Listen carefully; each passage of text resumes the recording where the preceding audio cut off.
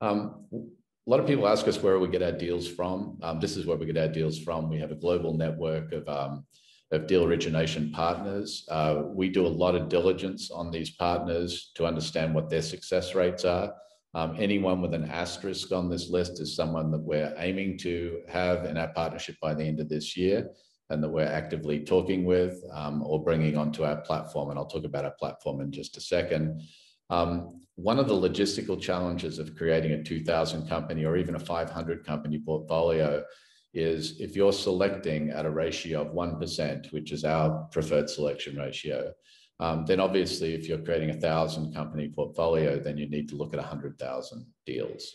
And that becomes really a logistical challenge. So we've solved that challenge by partnering with a lot of these accelerators to the level where we can now expect to see somewhere around 30,000 deals a year, at least by the end of this year. Last year, we saw 10,500 and we invested in 1% of those, about 115 companies. By the end of this year, we'd expect to grow that network with some of these folks that have an asterisk here to a level where we're looking at around 30,000 deals. Our strategy is that we invest in whatever they select. So if they have 1,000 applicants for a 10 company cohort, we figure that they're already following the 1% rule, and we'll invest in those 10 companies.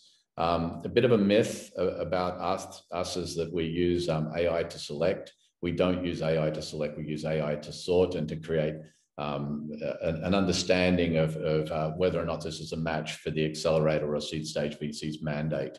So what our AI can tell our partners is whether or not, in the case of fashion technology in Milan, it can tell whether or not this is fashion technology that's coming through the door. Or in the case of Stadia Ventures in St. Louis, it can tell them whether or not this is a sports tech company. And that saves them an awful lot of time because there's a surprising number of founders that like to apply to as many accelerators as possible. And the idea that if you apply to 10 accelerators, you get accepted by one, but they don't always read the fine print as to what this accelerator actually does or focuses on. So we help those accelerators by using our AI just to do a better job of selecting at those early stages, but we do it by categorization. Likewise, and I'll show you this in working in a second, we also use our AI as a deal scouting tool for investors.